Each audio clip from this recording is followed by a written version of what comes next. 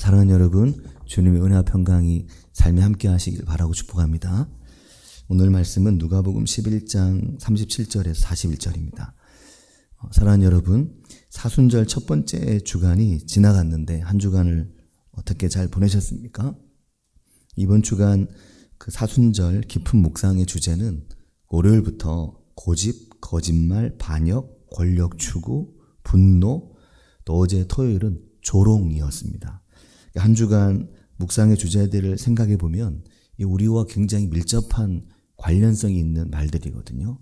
내가 잘하거나 내 주변 수가 잘하거나 그럴 수 있는 것들인데 이것들을 생각해 보는 또 그것에 나 자신을 비추어 보는 시간을 갖는 게 참 중요합니다. 그러니까 절기를 얼마나 잘 보내고 얼마나 성공적으로 보내느냐 보다 그것도 중요하지만 더 중요한 것은 일정하게 그러한 절기에 함께 하는 것입니다. 그래서 절기에는 그 절기의 어떤 부분들을 생각하고 또 묵상하고 참여하는 것이 매우 중요합니다. 다가오는 한 주간은 광고에서 말씀드렸듯이 비판과 외식과 무관심, 자기의, 중상모략, 짜증과 신경질인데 이 여섯 가지도 하나하나 보면 우리가 생각하지 못했던 것들이 있더라고요.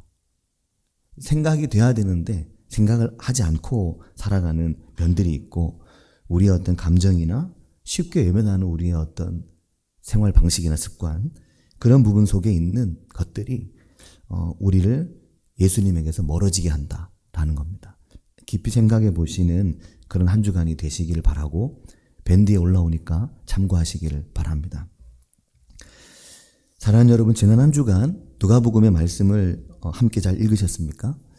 저는 이번에 지난주에도 말씀드렸지만 창세기부터 시작해서 본 말씀 신방을 하고 있습니다. 지난 이제 금요일 밤에 출애굽기 29장까지 왔거든요. 이게 신방 때 나누어 드리는 그 말씀 카드인데요. 그동안 지난번에는 소책자였는데 한 몇 년치가 한꺼번에 드려서 근데 매번 그럴 수는 없고 올해는 이제 그 이번 말씀만을 드렸는데 제가 이게 참 좋아가지고 바닥에 늘어놓고 사진도 찍어봤습니다. 창세기부터 출애굽기 29장까지. 이게 굉장히 소중한 생각이 들었습니다. 왜냐하면 이 말씀의 장면을 성도님들과 나누면서 든 생각은 신방 때 우리가 어느 한 절을 받으면 거기에 엄청난 의미를 부여합니다. 물론 그렇게 해야 되죠. 하지만 그 앞뒤로도 중요하고 성경은 다 중요한데 창세기부터 올 신방 때 어디까지 갈지 모르지만 그 전체 장면들을 어느 하나만 목사님 왜 이거 나한테 보냈지? 이렇게 생각할 일이 전혀 제가 한 거 아니니까요. 그렇게 생각할 게 아니라 이 전체적인 말씀 속에서 그 부분은 좀 더 분명하게 그렇게 말씀을 만나는 그 은혜가 있으면 참 좋겠다는 생각이 많이 들었습니다.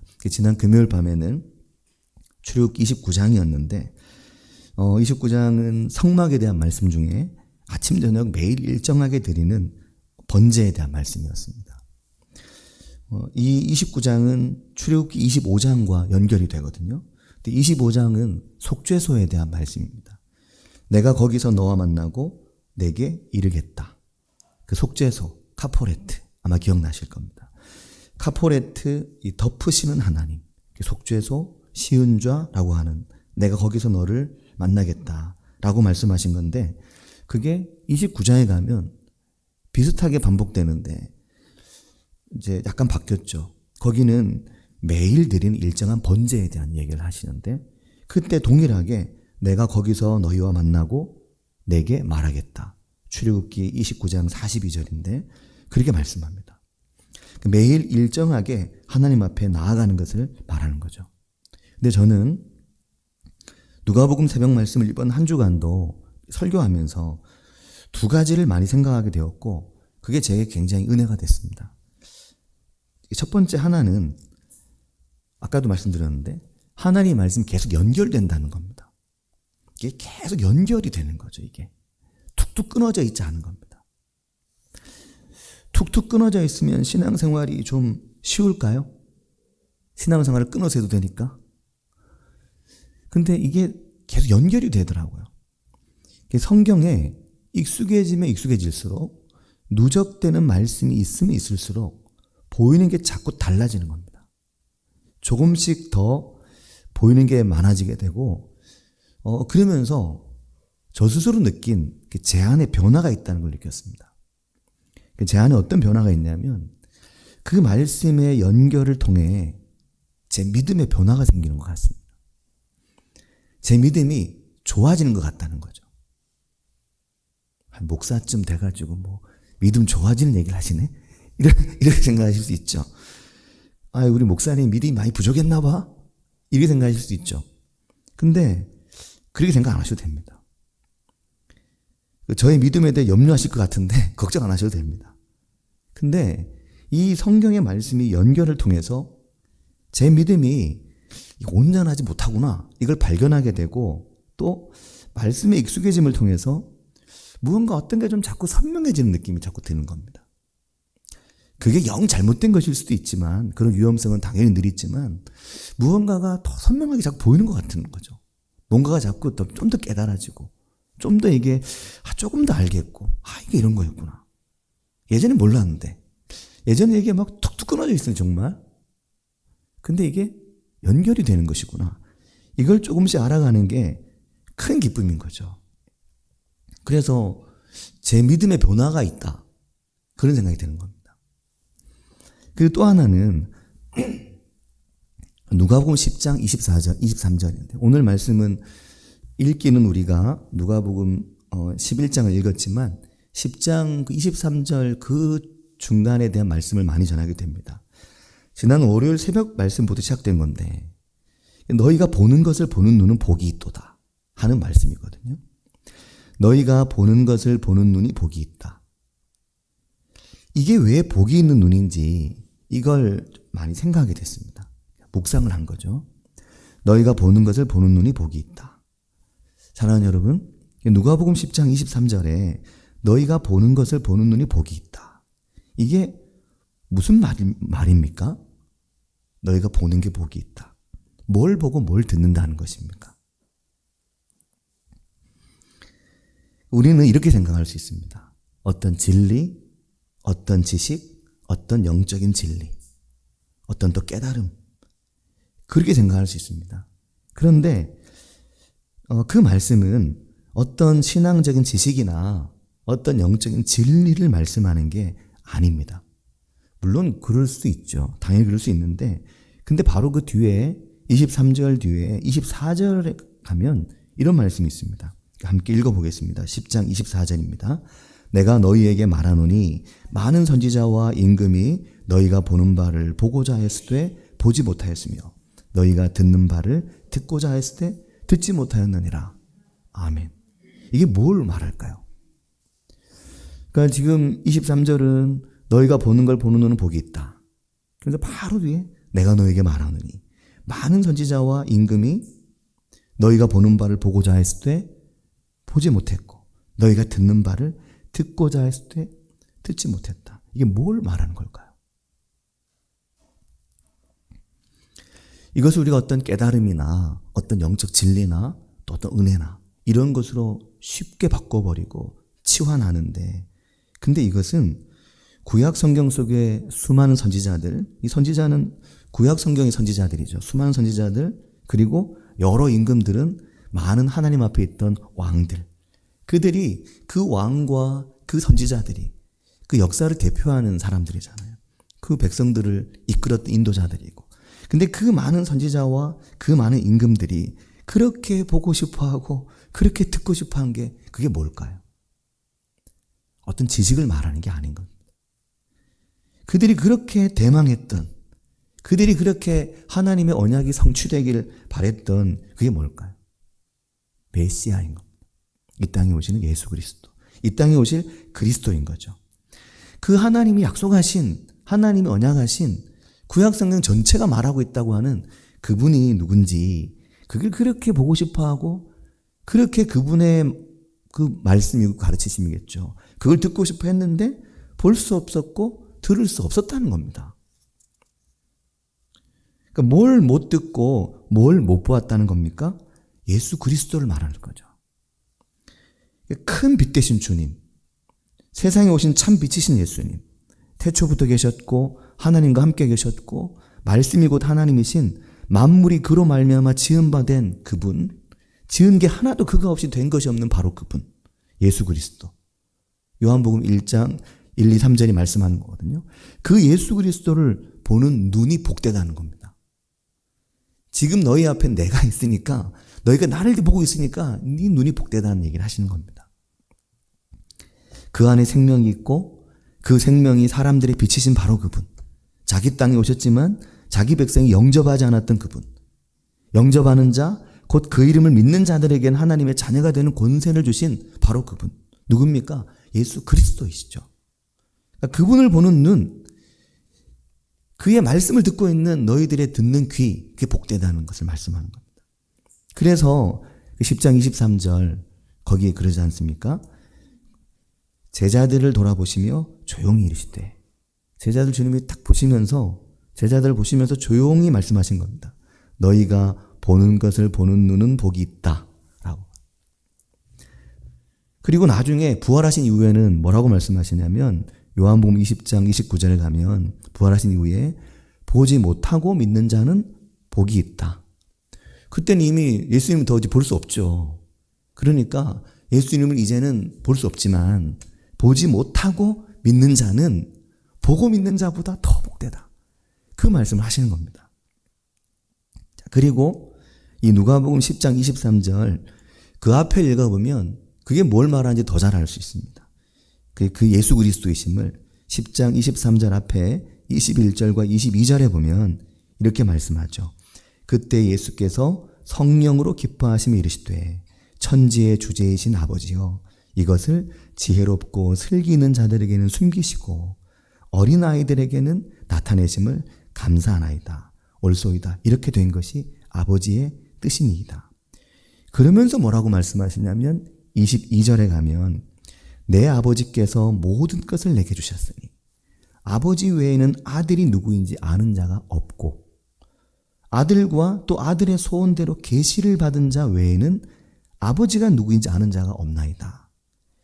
이렇게 말씀하시고 그 다음에 23절 하신 겁니다. 제자들 돌아보시며 너희가 보는 것을 보는 눈이 복이 있다. 그러니까 뭘 말하는 걸까요? 아들을 말하는 거죠. 예수 그리스도. 또 아버지를 말하는 겁니다. 하나님. 이 놀라운 걸 지혜롭다고 하고 슬기 있다고 하는 자들에게는 감추시고 숨기시고 오히려 어린아이 같은 그 제자들을 보고 하신 말씀이잖아요. 어린아이 같은 너희들에게는 나타내시니까 그게 하나님 정말 옳으십니다. 하나님 이게 아버지의 뜻입니다. 하나님 이걸 뜻하셨군요. 내 아버지께서 모든 걸 내게 주셨으니 아버지 외에는 아들이 누구인지 아는 자가 없고 아들과 아들의 소원대로 계시를 받은 자 외에는 아버지가 누구인지 아는 자가 없다. 그러면서 제자들을 보시며 너희가 보는 걸 보는 눈이 얼마나 복되냐. 예수 그리스도를 말씀하고 있는 겁니다. 사랑하는 여러분, 그래서 성경은 이 예수 그리스도에 대해서 계속해서 말씀하시죠. 처음에 성경을 잘 모를 때는, 그럴 때는 성경의 얘기를 어쩌면 표면적으로 읽고 단편적으로 읽고 툭툭 끊어서 읽을 수 있습니다. 하지만 성경을 계속해서 반복해서 조의 깊게 열심히 좀 보다 보면 이것이 예수 그리스도에 대해서 말씀하고 있다고 많은 믿음의 선배들이 또 많은 목사님들이 말씀하시거든요. 잘 몰랐어요. 그게 정말 그런지. 근데 약간 알겠는 겁니다. 아, 정말 그렇구나. 예수 그리스도를 말씀하는구나. 근데 우리는 자꾸만 이거를 어떤 교훈이나 어떤 은혜 그쪽으로 자꾸 이제 초점을 맞춥니다. 그래서 은혜 받았어. 깨달았어. 알게 됐어. 누가요? 내가. 그래서 자꾸 신앙이 나 중심의 신앙이 자꾸만 되는 겁니다. 내가 은혜 받았고 내가 깨달았고 내가 알게 됐고 내가 중심이 되고 나를 중심으로 성경을 갖다 보는 겁니다. 필요하면 갖다 쓰고 필요 없으면 안 쓰고 이건 좀 약간 좀 그런데 그러면 이제 배제하기도 하고 근데 그게 아닌 거죠. 내가가 아니고 주님이 먼저인 겁니다. 그러니까 예수 그리스도가 어느 순간 선명하게 보이고 그게 더 큰 은혜, 더 놀라운 거죠. 그 어떤 은혜나 그 어떤 훌륭한 설명이 아니고 예수 그리스도를 보는 그 눈이, 예수 그리스도를 바라볼 수 있는 그 믿음이, 그게 정말 귀한 겁니다. 그래서 제자들이 그게 큰 축복이었죠. 너희가 지금 예수 하나님의 아들을 보고 있고 너희가 지금 예수 하나님의 아들의 말씀을 듣고 있다. 그게 제자들이 누리는 가장 큰 그들의 복이었습니다. 오늘 우리도 신앙생활을 하면서 우리가 지금 예수님을 눈앞에 두고 볼 수 없잖아요. 하지만 이 성경의 말씀을 통해 그리스도 예수를 볼 수 있도록 성령께서 우리를 깨우치시고 인도하시는 거거든요. 자, 근데 사랑하는 여러분, 이것도 중요한 게 있습니다. 그런데 그럼 그게 어떤 것입니까? 예수를 보고 그분을 그러면 아는 거. 그럼 그 다음은 뭘까요? 예수님을 봤어요. 성경에서. 예수님을 봤다. 그럼 이제 어떻게 될까요? 그러면 증인이 되는 겁니다. 증인은 자기가 본 걸 말하는 사람이잖아요. 들은 걸 증언하는 사람입니다. 근데 증인이 안 되면 뭘 하려고 하냐면 설명을 하려고 합니다. 이지가지로, 여러 가지로. 자꾸만 이렇게. 왜냐하면 직접 보지 않았고 직접 듣지 않았고 그 예수 그리스도를 말씀 가운데서 발견하고 경험하고 그 예수 그리스도가 내 삶에 선명하지 않기 때문에 그게 이런 건가? 그게 저런 건가? 그게 이렇다고 합니다. 그게 저렇다고 합니다. 이렇게 여러 가지로 말을 하려고 하겠죠. 그런데 예수 그리스도를 보는 너희 눈이 복되다. 그럼 그 제자들에게 주님이 요구하시는 건 뭐냐면 너희가 증인이라는 겁니다. 나를 보았기 때문에. 부활의 증인, 증인으로 사는 것은 그 예수 그리스도를 본 사람들인 거죠. 눈으로 보고 귀로 들은 사람, 또 하나 더 있죠. 손으로 만져본 사람, 주님을. 그들은 증인이라는 거죠. 요한일서 1장 1절이 그 말씀을 하시거든요. 태초부터 있는 생명의 말씀에 관하여는 우리가 들은 바요, 눈으로 본 바요, 자세히 보고 우리의 손으로 만진 바다. 이 사도들이 그 태초부터 계셨던 말씀이신 예수님, 그 예수님을 눈으로 보고 귀로 듣고 또 손으로 만져봤다고 그 얘기를 하는 겁니다. 그렇게 우리가 그분과 함께 거죠. 그분이 하나님의 아들이심을 하나님께서 알게 해주신 겁니다. 그러니까 이것을 증언하는 겁니다. 증인이 되어서. 그 증인으로 살아간 자들이 사도이고 예수님의 제자들이고 증인들이었습니다. 바로 그 예수 그리스도의 증인이 바로 오늘 우리들 그리스도인들인 거죠. 오늘 성도된 우리가 그 증인으로, 오늘 교회가 그리스도인들이, 성도들이 그 증인으로 하나님의 부름을 받은 겁니다. 그러니까 우리가 성경을 어떻게 보고 어떻게 읽고 어떻게 만나야 되겠습니까? 나중심으로 단편적으로 그냥 이렇게 보는 게 아니라 이 성경 속에서 예수 그리스도를 보는 것이 얼마나 그것이 귀하고 소중한 것인지를 알 수 있는 거죠. 사랑하는 여러분, 증인은 자신이 보고 들은 것을 말합니다. 그러니까 보고 듣지 않으면 증인을 할 수가 없는 거죠. 사도행전 4장 20절에 보면 사도들이 유대 공회에 사로잡혔을 때 그때 이런 말을 하죠. 우리는 보고 들은 것을 말하지 않을 수 없다.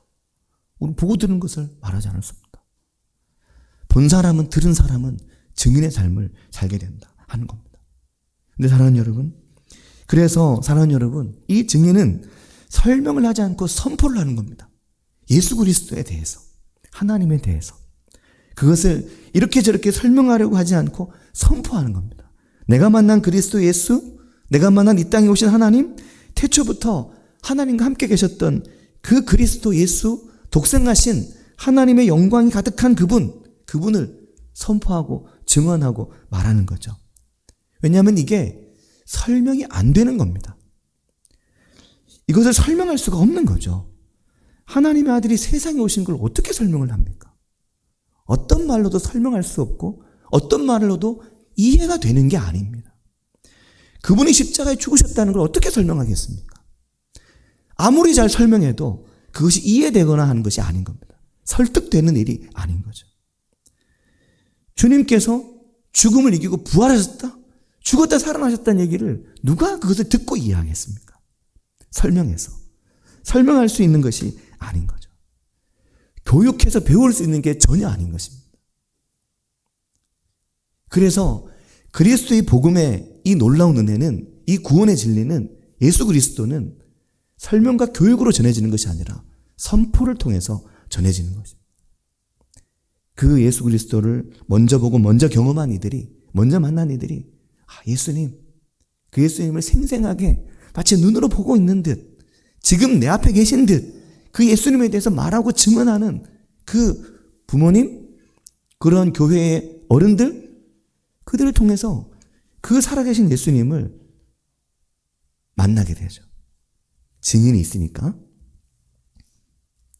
이 정말 설명이 안 되는 거, 이 복음을 만난 사람들, 그들이 이것을 선포하는 게 그게 신약성경이 말씀하는 캐리그마입니다. 캐리그마.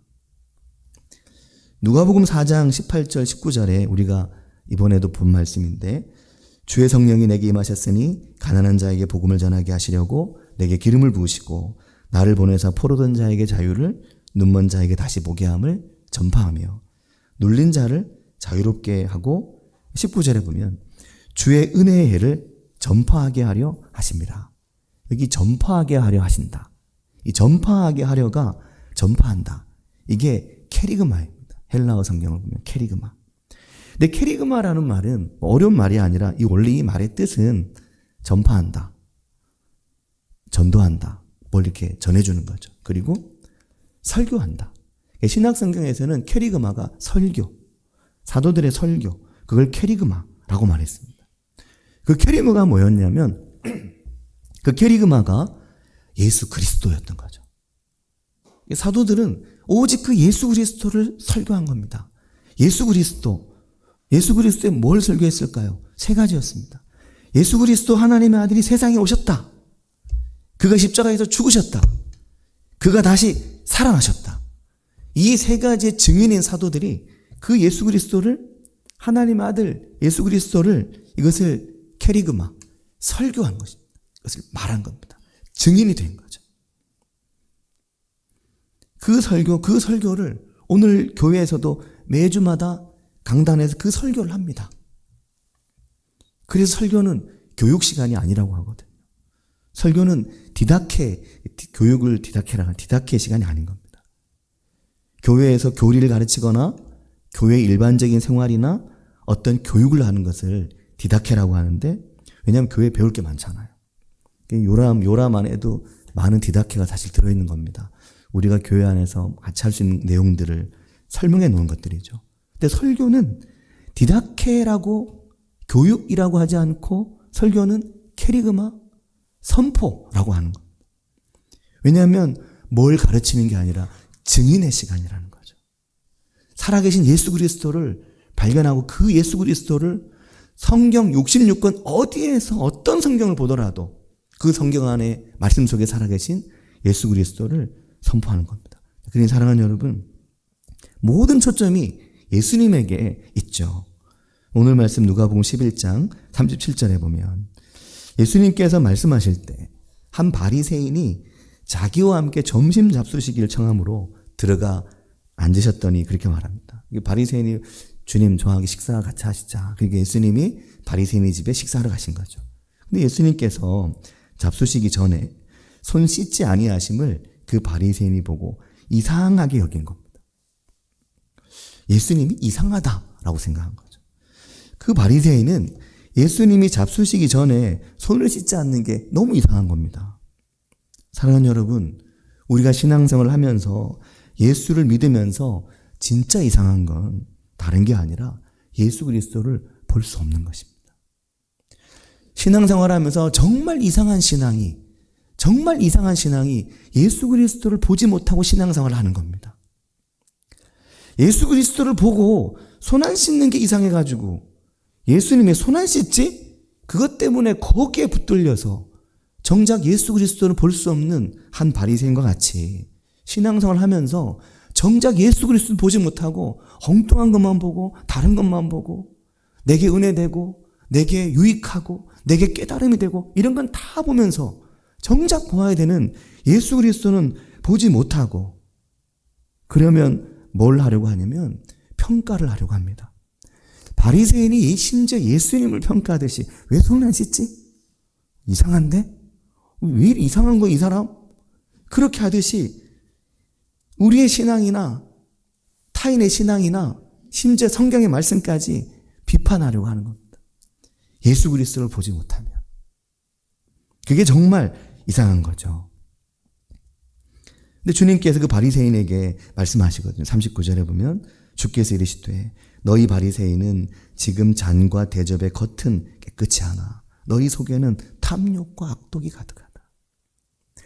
우리 안에 가득한 탐욕과 우리 안에 가득한 악독과 우리 안에 가득한 것들이 우리로부터 예수 그리스도를 자꾸 밀어내는 겁니다. 밖으로.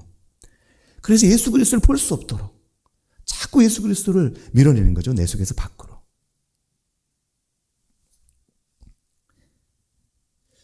사랑하는 여러분, 우리가 지금 이제 이번에 묵상하고 있는 그 깊은 묵상의 내용들이 말씀드렸듯이 예수님께 멀어지게 만드는 것들, 우리 속에 있는 그 다양한 것들, 그 다양한 것들과 함께 살면서 정작 예수 그리스도는 나에게서 자꾸만 밀어내고 있는 거죠. 근데 하나님은 우리를 자꾸만 그리스도 앞에, 예수님 앞에 불러 세우시는 겁니다. 그 앞에 서도록.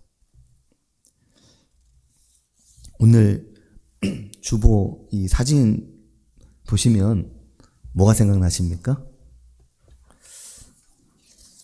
이 사진 뭐가 생각나십니까? 이 사진 뭐가 생각나십니까? 전 이 사진을 보면서 뭐가 생각났냐면 저수지에 얼음이 얼거나 뭐 눈이 오거나 혹은 이제 물이 차 있거나 애들은 그 물 속에서 이렇게 자라 있는 애들이라 항상 보입니다. 나와 있거든요. 근데 한 번도 그 생각 안 해봤는데 어젯밤에 이제 주보 사진을 쭉 고르다가 이 사진을 이제 비가 올 때 3월 1일 비 오는 날 찍은 사진이거든요. 근데 그 비 오는 이제 그 저수지 봄이 왔죠, 완전히. 그 사진인데 사진을 가만 보다 보니까 성경 어딘가에서 나오는 나무? 생긴 게 무화과나무, 감람나무 같지는 않고 성경 어딘가에 나오는 약간 비슷하게 생긴 어떤 나무? 여기다 불만 확 붙여놓으면 출애굽기 3장에 불 붙은 떨기나무 같은 생각이 드는 겁니다. 여기 불만 붙이면 불 붙은 그 떨기나무. 어제 이 말씀을 보면서 하나님은 우리를 계속해서 하나님 앞에 불러 세우는 것이죠. 내가 선 땅은 거룩하다. 내 발에서 신을 벗어라. 너의 발에 신을 벗고 나의 앞에 순수한 믿음으로, 순전한 믿음으로 내 앞에 서라. 내 앞에 너의 순전한 믿음으로 나의 앞에 서라. 계속 말씀하시는 겁니다. 어제 시차례에 목사님 한 분 따님이 결혼을 해서 이제 서울의 마포구에서 결혼식이 있어서 거기 이제 갔다 왔습니다. 낮에. 근데 거기 이제 올라가는데 뭐 내비게이션이 차가 하도 많이 막혀가지고 경로를 계속 막 바꾸더라고요. 이리 갔다 저리 갔다. 그래서 막 카카오 내비, 티맵 내비, 아이내비 딱 켜놓고 막 뭐가 빠르냐 그러면서 이제 갔거든요. 근데 순복음교회 앞을 지나가게 됐습니다. 그 앞을 지나가면서 이제 같이 간 목사님 그러시는 거예요. 저는 순복음교회 순수한 어떤 복음, 아주 순수한 어떤 복음을 말하는 줄 알았는데 그 순수함이 아니라 꽉 찬, 충만한 그런 순이더라고요. 그렇게 얘기를 하시더라고요. 그래서 그쵸, 맞아요. 순수하다는 순이 아니고 꽉 차고 충만한, 가득 차 있는 뿔의 그 순복음 그걸 말하죠. 그러고 지나갔죠. 그리고 이제 말씀을 준비하면서 밤에 그 생각이 또 나는 겁니다. 순수함. 우리가 하나님 앞에서 얼마나 우리가 하나님 앞에서 순수한 신앙을 가지고 하나님을, 예수 그리스도를 만나고 있나. 여러 가지 외식과 여러 가지 형식과 여러 가지 밖에 내 겉은 깨끗하게 하지만 내 속은 그렇지 못한 그걸 가지고 하나님 앞에 서 있는데 예수님은 우리가 하나님 앞에 있는 그대로, 외식이 아닌 있는 그대로의 신앙과 믿음으로 예수 그리스도를 만나고 경험하기를, 이 말씀 속에서 살아계신 예수 그리스도를 보고 경험하게 되기를, 그 순전한 믿음이 되기를 우리에게 바라십니다. 그 은혜가 우리 가운데 있길 바라고 축복합니다. 같이 기도하겠습니다. 진짜 이상한 신앙은 예수 그리스도를 말씀에서 못 보는 신앙입니다. 안타깝지만 그게 정말 이상한 거죠. 제가 저 스스로를 돌아볼 때도 신앙생활을 오래 하고 목회자로 부름받아 목회를 하면서도 내가 성경에서 예수 그리스도를 얼마나 봤나, 너무 죄송한 거죠. 성경을 모르니까 이게 안 보이는구나. 그럼에도 우리는 여전히 성경의 말씀과 익숙해지지 않으려고 하거든요. 우리의 악한 본성이, 우리의 악한 습관이 하나님의 말씀과 우리 사이에 거리를 만드는 겁니다. 자꾸만. 그래서 하나님의 말씀을 볼 수 없게 하고 들을 수 없게 하고, 그러므로 그 말씀을 통해 우리에게 계시하시고 보여주시는 예수 그리스도를 못 보게 하는 겁니다. 어떤 경우에는 성경을 많이 알면서도 예수 그리스도만 안 보입니다.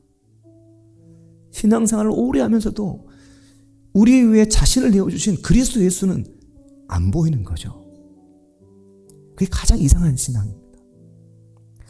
이 시간 기도하실 때 이번 사순절을 지나가며 또 부활주일을 지나가며 올 한 해 내 믿음이 하나님의 말씀을 통해 살아계신 예수 그리스도, 나를 위해 당신을 내어주신 그 주님을 볼 수 있는 그런 신앙이 되길 원합니다. 같이 한 목소리로 기도하겠습니다.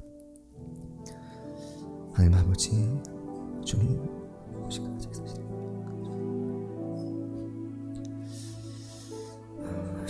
무엇이 가장 이상한 신앙입니까? 주님 내 신앙과 내 믿음, 주님 너무 이상했습니다. 주님을 보지 못하고 주님 볼 수 없는 주님, 아버지, 주님 주의 말씀을 통해 그 안에서 깨닫고 그 안에 주님을 바라보며 주님 그 말씀을 그 말씀이 너무 좋아서 그 말씀과 가까이 하고 그 말씀을 살아계신 하나님의 말씀 바라보며 주님 그 말씀의 길 가운데 서서 그 말씀의 길을 청종하려고, 그 말씀 앞에 자신을 복종시키려고 하는 주님 그 말씀을 주님 그 인생이 복되게 하시며 그 눈이 복되게 하시며 예수 그리스도를 보고 듣는 그 눈과 귀가 복되게 하시며 주님 복되다고 말씀하셨 그 주님 그 은혜 우리에게 주시옵소서. 주님 오늘 우리도 예수 그리스도 보게 하시며 그 주님을 바라보는 믿음 되시게 도와주시고 인도해 주시기를 주님 원합니다. 아버지, 주님 주옵소서. 주님 보시면 주옵소서. 주님 그 주님을 도와주시기 인도해 주시기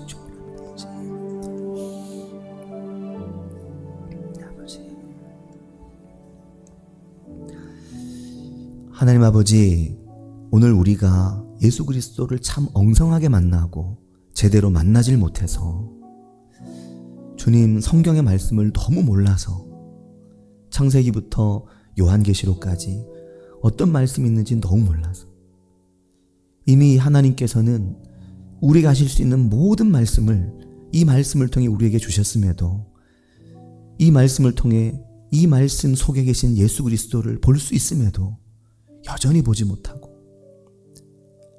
교회를 다니고 신앙생활을 하지만 예수를 믿는다고 하지만 예수를 믿는 게 아니라 다른 걸 믿고 있는 것은 아닌지, 참으로 우리의 신앙이 이상한 신앙은 아닌지 우리 자신을 주님 돌아보게 됩니다.